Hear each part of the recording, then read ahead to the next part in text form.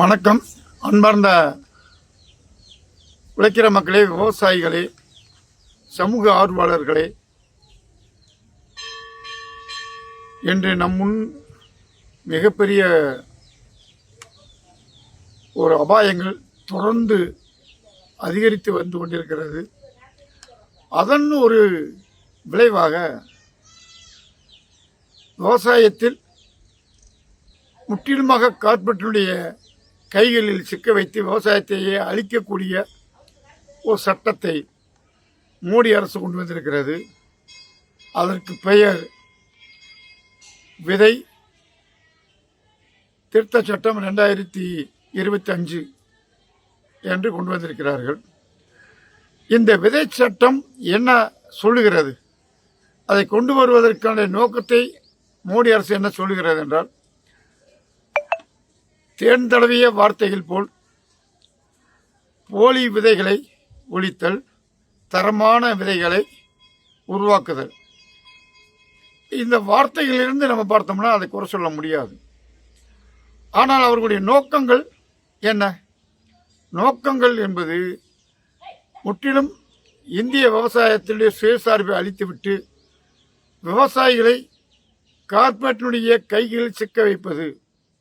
விரல் விட்டு எண்ணக்கூடிய, எல்லா கார்ப்பரேட்டும் அல்ல, விரல் விட்டு எண்ணக்கூடிய அதானி அம்பானி போன்ற கார்ப்பரேட்டினுடைய நலனுக்காக இந்தியாவின் மொத்த விவசாயத்தையும் தூக்கி கொடுப்பது என்பதுதான் இந்த சட்டத்தினுடைய நோக்கமாக இருக்கிறது. இந்த சட்டத்தை கொண்டு வருவதற்கு இந்த அரசு ஒரு போலியான ஜனநாயக வேஷம் போடுகிறது. இணையதளங்களில் இந்த அரசினுடைய நிறுவனங்களாக செயல்பட்டு கொண்டிருக்கக்கூடிய விவசாய மற்றும் விதை மேலாண்மை அமைச்சகத்தால் ஒரு செய்தி வெளியிட்டிருக்காங்க.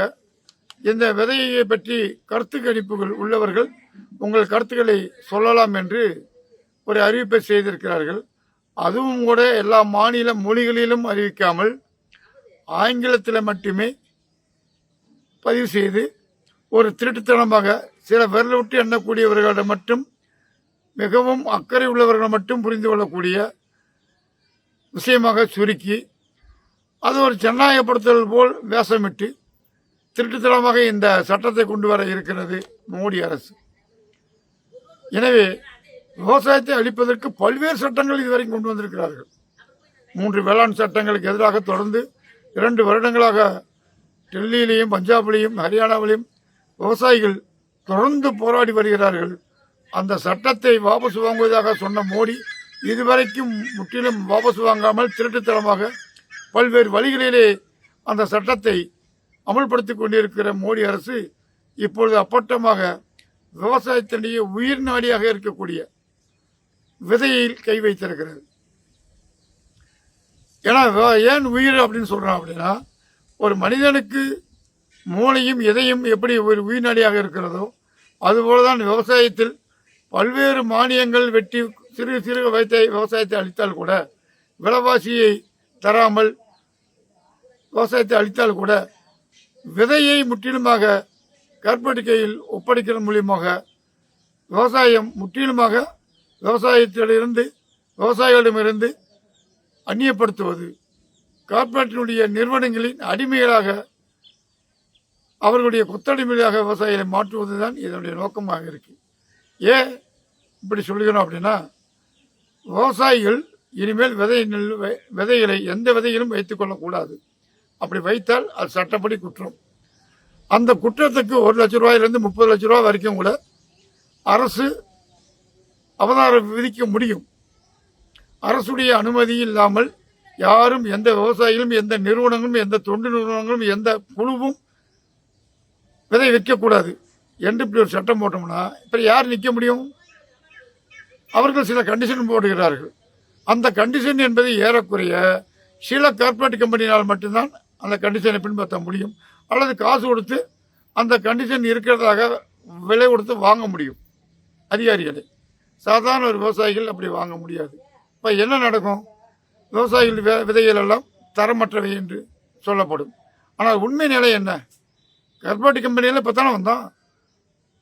2000 வருஷம் 3000 வருஷம் விவசாயம் செய்த பாரம்பரியம் கொண்டவர்கள் எந்த விஞ்ஞானியினுடைய விதையை வைத்துக்கொண்டு இங்கே விவசாயத்தை நடத்தி வந்தார்கள்?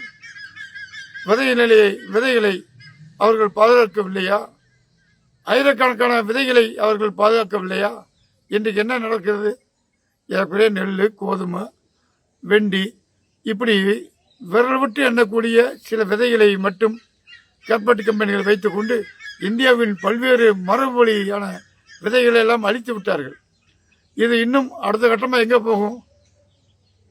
எப்படி இன்றைக்கி வேப்ப மரங்களை நம்ம நாட்டில் இருக்கக்கூடிய வேப்ப மரத்தை கூட வெளிநாட்டுக்காரையும் பதிவு பண்ணிவிட்டு அது எங்களுடைய கண்டுபிடிப்பு என்று சொல்லி எப்படி இன்றைக்கி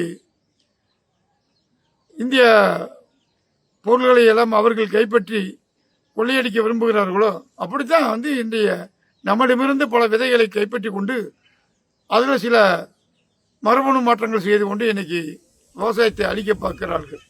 எனவே இவர்கள் சொல்ல வர்றதெல்லாம் மரபணு நீக்கப்பட்ட பிடி ரகம் என்ற விதையை கொண்டு வருவதற்கான ஒரு சதிதான் இந்த திட்டம்.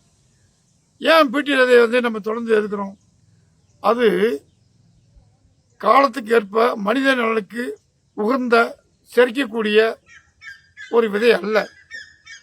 இப்போ அந்த ரகத்தை அவர்கள் உயர்தரமான ரகம் என்று அவர்கள் சட்டத்தை வைத்துக்கொண்டு விவசாயிகளுடைய விதைகளை முற்றிலுமாக அழிப்பதற்கு தான் இந்த சதித்திட்டங்கள் நடந்து கொண்டிருக்கிறது. பல்வேறு விவசாயிகள் சங்கங்கள் இதுவரைக்கும் அதை கடுமையாக எதிர்த்து வருகிறார்கள். விவசாயிகள் சங்கம் மட்டும் இது விவசாயிகள் மட்டும் அளிக்கிற வேலை இல்லை. குறிப்பாக சிறு வணிகர்கள், விதை விற்கக்கூடிய சிறு வணிகர்களும் இனிமேல் விதை விற்க முடியாது.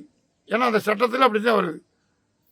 அப்போ யார் விற்க முடியும்னா அதானி, அம்பானி போன்ற அல்லது மான்சாண்டோ போன்ற அமெரிக்க நிறுவனங்கள் மட்டுமே, கார்ப்பரேட் நிறுவனங்கள் மட்டுமே தான் இந்த விதைகளை விற்க முடியும் ஒழிய சாதாரண விவசாயிகள் மட்டுமல்ல, சிறு கம்பெனிகளோடு விற்க முடியாத ஒரு நெருக்கடியை தான் இவர்கள் கொண்டு வருகிறார்கள். அவர்கள் சொல்லக்கூடிய சட்டத்துக்களை சாதாரண கம்பெனிகள் எல்லாம் வரி கட்டி நிற்க முடியாது. அவர்கள் சொல்கிற அளவுக்கு தரத்தை நிரூபிக்கவும் முடியாது. இதுதான் உண்மையான லட்சணம். அவர்களுக்கு அதுக்கு கொடுக்குற தண்டனையில் பாருங்கள், 1 லட்சத்திலிருந்து 30 லட்சம் வரைக்கும் மூலம் தண்டனை விதிக்க முடியும் என்றால் அதனுடைய பொருள் என்ன? அதோட அவன் செத்து மணியர் தான். அதுக்கு வேற எந்த விதமான பாதுகாப்பும் கிடையாது. அடுத்து குறிப்பாக இன்னைக்கு விவசாயத்தை தான் அழிக்கிறான் அப்படின்ற மாதிரி பார்க்க முடியுமா? அப்படி இல்லைங்க. இந்தியா ஒவ்வொரு நாட்டுக்கும் அந்த நாட்டினுடைய செல்வங்கள், அந்த நாட்டினுடைய வளர்ச்சிக்கு ஒரு அடிப்படை இருக்கிறது. சில நாடுகள் பெட்ரோலிய நாடுகளாக இருக்கிறது, சில நாடுகள் கனிம வளங்கள் அதிகரித்த நாடுகளாக இருக்கிறது. இந்தியாவை பொறுத்த வரைக்கும் பெட்ரோலியம் கனிம வளங்களாக இருந்தால் கூட முதன்மையானது விவசாயங்கள். அந்த விவசாயத்தை அழித்து விட்டால் இந்தியா தான் ஒரு இறையாண்மை நாடு என்று சொல்வதற்கு, இவர்கள் சொல்லக்கூடிய இந்த சிடிபிங்கிற உற்பத்தியை அதிகரிப்பதற்கு வேறு என்ன தகுதி இருக்கிறது?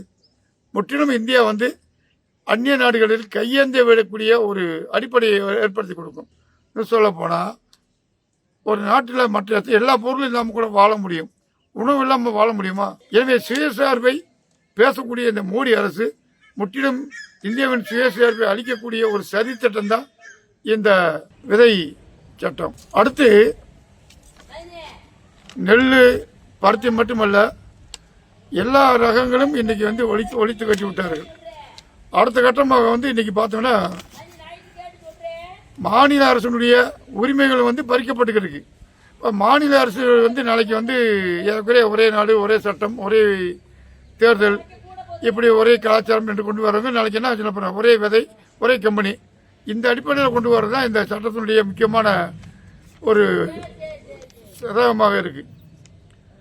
அடுத்து இன்றைக்கி நம்ம பார்க்குறோம், கண் முன்னாடி பார்க்குறோம், இன்றைக்கி பல்வேறு சட்டங்கள் இதை எதிர்த்து போராடக்கூடியவர்களை ஒடுக்குவதற்கு, விவசாயிகளுக்கு ஒடுக்குவதற்கு 3 வேளாண் சட்டம், தொழிலாளர்களை ஒடுப்பதற்கு 44 சட்டத்தை 4 சட்டமாக சுருக்குவது, கிரிமினல் சட்டங்களை எல்லாம் 3 சட்டங்களாக கொண்டு வருவது, இதெல்லாம் எதுக்குன்னா பாசிசத்தை கொண்டு அமல்படுத்துவது, ஜனநாயகத்தை மறுக்கிறது, போராடும் உரிமைகளை நீக்குவது.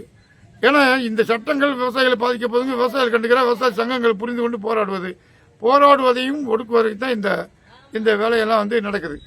இதுக்கு ஓட்டு கட்சியினுடைய பங்களிப்பு இன்னைக்கு எப்படி இருக்குது அப்படின்னா, ஓட்டு கட்சிகள் என்பது இன்னைக்கு பெரும்பாலும் பார்த்தீங்கன்னா தனியார் மையத்தையும் தரவு மையத்தையும் கார்ப்பரேட் முதலாளித்துவத்தையும் ஆதரிக்கக்கூடிய ஒரு நிறுவனமாக இருக்குது. இப்போ அவர்கள் வந்து இதை எதிர்ப்பாங்களா? அப்படியே ஒரு எதிர்த்தாங்க. குறிப்பாக வந்து 2005 2006 காலகட்டத்தில் பீட்டி விதை வரும்போது இந்த விதையினால் பாதிப்பு ஏற்பட்டதால் இந்த கம்பெனிகள் வந்து விவசாயிகளுக்கு என்ன உத்தரவாதம் தரும் அப்படிங்கிற போது மான்சூண்டா கம்பெனி வந்து அதை ஏற்றுக்கிற மாட்டேங்கன்னா பின்வாங்குறான். அப்படி பின்வாங்கினாக்கா வந்து இந்த கம்பெனியை நான் அதை அனுமதிக்க மாட்டேன்னு சொல்லி தடை செய்கிறாரு. ஆனால் இப்போ ஓட்டு கட்சிகளுடைய தன்மை என்னன்னு பாருங்க.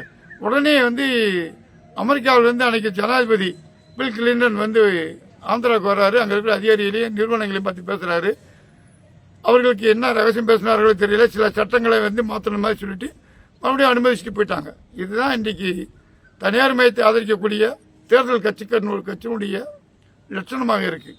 இதை நீதிமன்றத்தில் போனால் நீங்கள் ஜெயிக்க முடியுமாட்டா? அது முடியாது. ஏன்னா இன்றைக்கி நீதிமன்றமே கார்ப்பரேட்டினுடைய நிறுவனங்களாக, காவிகளுடைய நிறுவனங்களாக தான் இருக்குது. பாசிசத்தை அரங்கேற்றக்கூடிய நிறுவனங்களாக இருக்குது. எனவே நீதிமன்றத்திலையும் நம்ம பண்ண முடியாது. இருக்கிற ஒரே பாதை வந்து மக்கள் எழுச்சி, ஜனநாயக சக்திகள் ஒற்றுமை. இந்த ரெண்டை தவிர வேறு வழி இல்லை. இன்றைக்கு இருக்கிற அபாயத்திலிருந்து விடுபடுவதற்கு குறைஞ்சபட்ச திட்டம் என்ன என்று நாம் பரிசீலிக்க வேண்டியிருக்கிறது. அந்த அடிப்படையில் நாங்கள் ஒரு குறைஞ்சபட்ச திட்டத்தை அறிவித்திருக்கிறோம். இன்னைக்கு பாசிசம் தான் ஒரு இடைக்கட்டமாக நம் முன்னாடி இருக்கக்கூடிய அனைத்து மக்களுடைய குரல் வழியும் நெருக்கக்கூடிய ஒரு ஒரு அம்சமாக இன்றைக்கு பாசிசம் முன்னிற்கிறது. அந்த பாசிசத்தை நாம் வீழ்த்தி வேண்டும் ஜனநாயகம் என்பதை நம்ம கொண்டு வர வேண்டியிருக்கிறது. எனவே அந்த ஜனநாயகம் என்பது ஒரு பாசிச சக்திகள் RSS, BJP, அதானி, அம்பானி இல்லாத ஒரு பாசிசத்தை நிறுவுவதற்கான, ஒரு குடியரசை நிறுவுவதற்கான ஒரு குறைந்தபட்ச திட்டத்தை நாங்கள் வைத்திருக்கிறோம். அதை பரிசீலிங்கள். நீங்களும் உங்களுடைய திட்டத்தை அறிவிங்கள். நாம் ஒன்றுபட்டு செயல்படுத்துவதன் மூலியமாக, மக்கள் எழுச்சியை கட்டியமைப்பதன் மூலியமாக, பாசிச சக்திகளை வீழ்த்துவதன் மூலியமாக விவசாயத்தை பாதுகாப்போம், இறையாண்மையை பாதுகாப்போம். நன்றி, வணக்கம்.